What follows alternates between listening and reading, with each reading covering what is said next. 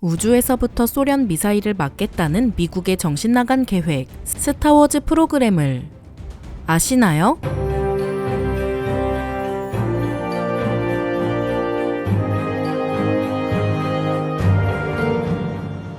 안녕하세요. 지식 스토리입니다. 오늘은 미국과 소련의 갈등이 절정으로 치달았던 1980년대 당시 미국의 레이건 대통령이 직접 기획한 전략 방위 구상, 즉 SDI에 대해서 알아볼 텐데요. 지금에는 그런 일이 거의 없지만 이 시기 소련의 핵 미사일 공격에 대한 미국인들의 공포는 정말 상상을 초월했습니다. 당시 군사 분야를 포함한 거의 모든 영역에서 미국과 수십 년째 경쟁을 벌이던 소련은 이미 1949년에 원자폭탄 개발에 성공하며 1945년 이후로 미국이 갖고 있던 핵 독점 시대를 불과 4년 만에 끝내버렸을 정도로 미국 못지않은 엄청난 기술력을 보여줬는데요. 1952년 미국이 수소탄 개발에 성공했을 때도 소련은 이에 뒤질세라 곧바로 수소탄 개발에 성공하며 전 세계에 그 사실을 자랑했죠. 하지만 이때까지만 해도 핵폭탄이든 수소폭탄이든 그 폭탄을 든 폭격기가 직접 적국까지 날아가서 떨어뜨리는 방식 말고는 별다른 투하 방법이 없었기 때문에 방어하는 입장에서는 그냥 적국의 항공기를 모두 요격해버리면 그만이었습니다. 그런데 1957년 소련이 대륙간 탄도미사일, 즉 ICBM 개발에 성공하자 이런 상황은 완전히 뒤바뀌었는데요. 2차 대전이 끝나자마자 V 시리즈 로켓을 만들던 독일의 최고급 과학 기술진들을 데려와 온갖 괴상한 실험을 하던 소련의 도전이 마침내 대박을 터뜨린 것이죠. 당시 나온 R7 세묘르카라는 이름의 발사체는 비행기 따위는 필요 없이 알아서 8,000km의 거리를, 다시 말하면 모스크바에서 뉴욕까지 손쉽게 날아갈 수 있는 수준이었습니다. 게다가 5개월 뒤에는 소련이 이 R7 로켓을 사용해 인류 최초의 위성인 스푸트니크 1호를 쏘아 올리기도 했죠. 이쯤 되자 미국인들은 슬슬 자국의 군사력에 대해서 의심을 하기 시작했는데요. 미국이 그저 핵기술에서만 약간의 우위를 차지할 뿐 미사일 분야에서는 오히려 소련보다 뒤떨어지는 것이 아니냐는 생각이었죠. 한편 이러한 여론은 곧 미국 정치계에서도 뜨거운 논쟁거리가 되었습니다. 특히 젊고 잘생긴 상원 의원으로 이름을 날리던 존 F 케네디는 미사일 갭, 즉 미국과 소련의 미사일 기술 격차를 거론하며 이 논란을 더욱 키우곤 했죠. 게다가 일부 언론에서는 미국과 소련의 ICBM 전력 비율이 130대 1500이나 되어서 미국이 압도적으로 밀린다고 발표하는 등 사람들의 공포심을 계속해서 부추겼습니다. 실제로 이 당시 소련 또한 미국과의 군비 경쟁을 멈추지 않고 갈수록 더 많은 ICBM 생산 계획을 선언했으니 이 소식을 들은 미국인들의 두려움은 극에 달했죠. 결국 미국의 합동참모본부조차 이러한 두려움에 빠진 것인지 소련의 미사일 공격을 막을 수 있는 국가적 차원의 미사일 방어 체계가 반드시 필요하다고 결론을 내렸는데요. 그 광풍은 20년 이상 계속해서 이어져 마침내 1983년 3월 23일 미국의 레이건 대통령이 사실상 대놓고 소련 미사일을 겨냥한 SDI, 즉 전략 방위 구상을 발표하며 아예 국가 정책으로 재탄생했죠. 하지만 그 구상안을 들은 야당 의원들은 이 계획이 너무 허황되어서 대체 SF 영화 스타워즈와 다를 것이 무엇이냐며 크게 비아냥거렸습니다. 과연 어떤 내용이었길래 이런 반응이 나왔을까요? 이 당시 SDI 계획의 총괄 책임자를 맡은 나사 우주 왕복선 프로그램 개발자 제임스 에이브러햄슨의 말을 빌려 그 구체적인 내용을 한번 알아보겠습니다. 일단 이 계획을 이해하려면 탄도미사일이라는 개념에 대해서 조금 더 자세히 살펴봐야 하는데요. 탄도미사일은 크게 세 가지 단계를 거쳐 날아갑니다. 가장 먼저 지상에서 발사되는 상승 단계, 그리고 우주 공간으로 진입해 곡선으로 날아가며 미사일 본체와 탄두가 분리되는 중간 단계, 마지막으로 그 탄두가 대기권으로 재진입해 떨어져 내려오다 터지는 종말 단계이죠. 이러한 과정에서 미국이 가장 강조한 내용은 탄도미사일이 미국 본토의 대기권으로 오기도 전에 우주 공간에서부터 미리 요격하자는 계획, 즉 중간 요격 방법이었습니다. 그 방안을 조금 더 구체적으로 살펴보자면 크게 탐지 단계와 요격 단계로 나뉘는데요. 일단 우주에 띄워놓은 미국의 정찰위성이 24시간 내내 지구 전체를 눈여겨보다가 무언가 뜨거운 열을 탐지하는 즉시 곧바로 미국 본토에 그 사실을 알리는 것이죠. 공기를 찢으며 날아오기 때문에 탄두의 열이 급상승하는 ICBM의 특성상 발사되는 순간부터 그 열 적외선이 미국의 정찰 위성에 의해 탐지되는 원리입니다. 이렇게 미국을 향해 발사된 ICBM이 정찰 위성에 의해 탐지되면 그 이후로는 미 본토에서 그라운드 베이스드 인터셉터, 즉 ICBM을 무력화시킬 수 있는 요격 미사일이 발사됩니다. 이 요격 미사일이 외기권까지 날아가 ICBM과 직격으로 부딪혀 아예 물리적으로 파괴해버리는 것이죠. 그런데 만약 소련이 ICBM 하나가 아니라 여러 대를 발사한다면, 또 그 ICBM에도 탄두가 여러 개씩 들어있다면 어떻게 해야 할까요? 미국인들은 이러한 상황에도 대응하기 위해서 또 다른 플랜 B들을 잔뜩 세웠는데요. 첫 번째는 프로젝트 엑스칼리버입니다. 미국의 핵무기 개발 담당 연구소에서 담당한 이 프로젝트는 일단 우주공간에 핵폭탄을 배치한 뒤 핵폭발 시에 발생하는 X선 에너지를 모아 아예 면적 단위로 공격을 하자는 계획이죠. 이를 통해서 미사일 하나만 요격하는 것이 아니라 한 번에 여러 목표물들을 요격할 수 있는 것입니다. 두 번째 플랜 B는 조금 더 기발한 생각인데요. 화학 레이저 빔이라는 이름의 이 엄청난 프로젝트는 이름과는 달리 그 원리가 아주 간단합니다. 미리 우주 한복판에 대형 거울판을 설치한 뒤 만약 소련의 ICBM이 날아오면 지상에서 레이저 빔을 발사해 앞서 말한 대형 거울판이 레이저 빔을 반사하도록 하는 것이죠. 그렇게 되면 대형 거울판을 통해 반사된 레이저 빔이 알아서 적의 탄도미사일을 요격하는 방식입니다. 마지막 세 번째 플랜 B는 초고속 레일건 프로젝트, 코드명 체크메이트인데요. 이번엔 정찰 위성이 아니라 아예 직접 공격이 가능한 위성들을 우주에 띄워놓겠다는 계획이었죠. 다시 말해서 정찰 위성이 ICBM의 발사 사실을 알려주면 자체 레일건이 탑재되어 있는 위성들이 알아서 그 ICBM을 요격하는 방법입니다. 이것만 해도 대체 말이 되나 싶은데 미국의 끝없는 공포심은 최후의 요격 방식까지 하나 더 추가했죠. 그 이름은 에어본 레이저, 즉 대기권으로 들어온 ICBM을 요격하기 위해서 민간 항공기가 직접 레이저를 발사해 ICBM의 탄두를 지져버리는 방법인데요. 어떠신가요? 이 정도면 완벽한 방어 계획 아닐까요? 물론 그 아이디어는 정말 대단했지만 앞에서 말한 계획 중 실제로 실현된 것은 거의 없었습니다. 다시 처음부터 돌아가서 알아보자면 정찰 위성과 그라운드 베이스드 인터셉터 요격 미사일은 이미 60년대부터 진행해오던 일이었으니 크게 무리될 것은 없었고 실제로 구현도 되었죠. 그렇지만 우주에 핵폭탄을 배치한다는 프로젝트 엑스칼리버는 결국 기술적 한계를 극복하지 못하고 1986년의 테스트에서 철저하게 실패하고 말았습니다. 또 우주에 대형 거울판을 띄워 놓는다는 레이저빔 프로젝트도 당시 기술력으로는 너무 무리였죠. 한편 우주의 초고속 레일건 위성들을 연달아 두는 계획 체크메이트 프로젝트도 결국 대차게 실패했는데요. 일단 기술적인 문제를 떠나서 전력 문제가 심각했습니다. 그냥 위성도 아니고 레일건 발사 기능이 있는 위성을 띄워두려니 너무나 많은 전력이 필요했던 것이죠. 또 레일건이 너무 빨리 닳아버려서 한 번 발사하면 레일을 새로운 것으로 갈아줘야만 했습니다. 게다가 그 비용마저도 미친 수준이었는데요. 10만 G가 넘는 우주의 가속도를 받아들일 수 있는 발사체를 개발하기 위해서는 정말 천문학적인 금액이 들어갈 수밖에 없었습니다. 안 그래도 이 프로젝트를 스타워즈 같다며 비아냥거렸던 야당 의원들이 엄청난 수준의 국방비 증액을 통과시켜줄 리도 없었죠. 그나마 가능성이 있는 것이 종말 단계의 요격 방법, 바로 항공기가 레이저를 발사하는 방식이었지만 이마저도 안전상 그리고 기술적인 이유로 결국 실패했다고 합니다. 이처럼 레이건 대통령이 야심차게 내놓은 미사일 방어 체계는 계획만 그럴듯하고 실제로는 실현 가능성이 거의 없었는데요. 돈이 넘쳐나는 미국은 그럼에도 불구하고 이 프로젝트에 성공하기 위해서 약 10년 동안 무려 300억 달러를 사용했지만 눈에 띄는 성과는 미미했죠. 굳이 효과를 따지자면 미국이 진행하던 이 엄청난 돈지랄의 여파가 소련까지 영향을 미쳐 소련이 계속해서 미국과의 군비 경쟁에 힘을 쏟았다는 것입니다. 안 그래도 아프가니스탄 전쟁으로 휘청거리던 소련의 경제는 과도한 군비 지출로 결국 붕괴 직전까지 치달았고 그 결과 소련이 해체되는 배경이 되기도 했죠. 이처럼 소련의 위협이 말끔히 사라지자 1993년 미국의 클린턴 대통령은 이전 정권의 잔재도 청산할 겸 아예 공식적으로 SDI를 폐기했습니다. 물론 그렇다고 해서 미국의 미사일 방어 기술이 그대로 올스톱된 것은 아니었는데요. SDI는 폐기되어도 그 담당 인력이 그대로 남아 현재 미국의 미사일 방어국 MDA의 전신인 탄도미사일 방어기구 BMDO의 설립 멤버가 되었죠. 또 SDI를 통해 지원받았던 지상 기반 요격 체계는 지금도 미국 본토 방어에 활용되고 있고 사드나 SM-3 미사일 등 미사일 방어의 대표적인 개념도 대부분 SDI에서 출발한 것이니 80년대의 유산은 나름 현재까지도 미국을 지키고 있는 것 같습니다. 이렇게 미국인들의 과도한 공포심이 낳은 전무후무한 대규모 우주 프로젝트 SDI에 대해서 알아봤는데요. 영상이 유익하셨다면 구독 구독과 좋아요 부탁드립니다. 감사합니다. 지식 스토리였습니다.